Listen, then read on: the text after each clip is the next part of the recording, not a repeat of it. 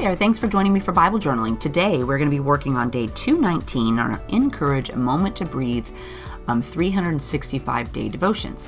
You are watching the fast forward version of this video.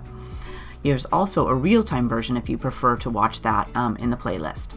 So anyway, the girl there is from Mo's Digital Pencil. It's called Karate Girl. There is also a boy image if you would like to do a boy in your Bible.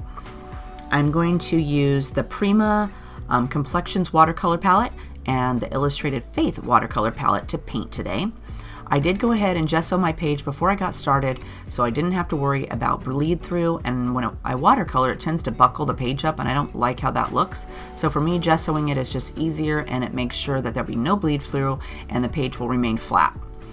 The font I'm going to use today for my title is called Black Oak STD, and it's size 120, in case you would like to print that out and use that for yourself. And so let's go ahead, and our verse today is in Psalms 82, and it's 3 through 4. Provide justice for the needy and the fatherless. Uphold the rights of the oppressed and the destitute. Rescue the poor and needy. Save them from the power of the wicked. So that's why I picked the girl doing the karate chop today, because it says provide justice for the needy and fatherless. I thought that would be perfect. She is upholding the rights of the oppressed and the destitute with her karate moves there. So that's why I picked her. So today's story is, I like being comfortable. My favorite spot in the house is where my white chair sits by a window that overlooks my street. On sunshine-filled days, sitting in that spot with my coffee, my favorite quilt, and a good book is the best way for me to get outside of my head for a little while. My setup at work is similar. My chair sits in front of a large window, overlooking our street, and the sunshine streams in, always with a cup of coffee beside me. But my work window seat leaves me feeling anything but comfortable. I work and live in the inner city, and the reflective windows, the same windows that allow the sun's rays to stream through, are what people use as their mirror. There's a tent outside my window, too, made of yellow and blue tarps, haphazardly thrown together for someone to sleep on the street. My heart becomes uncomfortably knotted every day, and the world's pain seems too overwhelming for any one person to make a difference to those people the world has deemed the least among us, to those among us hurting the most. How do we serve? Even when it seems too hard, even when it feels too uncomfortable, too inadequate. How do we move both individually and collectively, so our acts to serve make the most difference for those whom Christ has created in His image? We tune in so we don't avoid what makes us uncomfortable.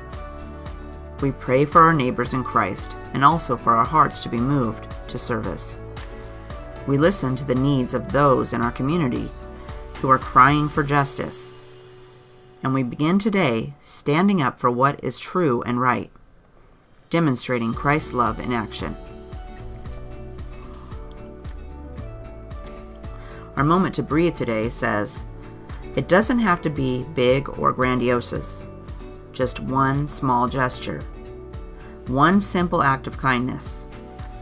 Pray for the eyes of your heart to see the hurting around you and to know the one thing you can do today.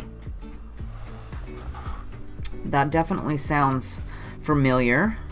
I know we have a bunch of, not a bunch I guess, because I live in a little rural town, so we don't have a huge amount of homeless people, but I do see homeless people around, and at Walmart they're always standing outside begging money, and half the time I think some of them are not really homeless, but some are homeless. They look homeless. And, as a person, I try to avoid them as much as possible because they make me uncomfortable. I feel sad and upset that they're homeless. And what could I possibly do to help them out? I'm not into giving money because it always feels like that is something that they might spend wrongly, like it's my chore to decide how they would spend their money. But maybe just going into the store and buying a couple of supplies for them to make a sandwich, or some water, and stopping and saying hi for a second. That might make all the difference to someone who's living on the street. So I'm going to try to do better and pray for God to open my heart and to see the good in everyone. So here I am. I'm just going to go ahead and outline my verse today. And then I'm going to stick my sticker title down. And you always want to make sure when you stick that down to start with a little bit and then slowly peel off the paper and fold it down on there, because once you stick that down, you are not going to get that up, but it is clear, so you aren't going to see the paper on there.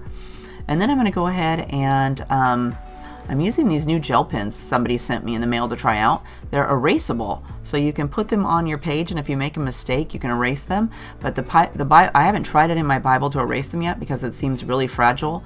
So I was just very careful when I wrote it on there, and it worked perfect for writing in there. The Gesso gave it a little bit of a problem, but Gesso does that with all of the pens I use. But I like that it was a different color today. It was red, kind of standoutish there, so that was kind of fun. But you can erase it, and here after I get done, I'm going to write on the paper just to show you that it is erasable.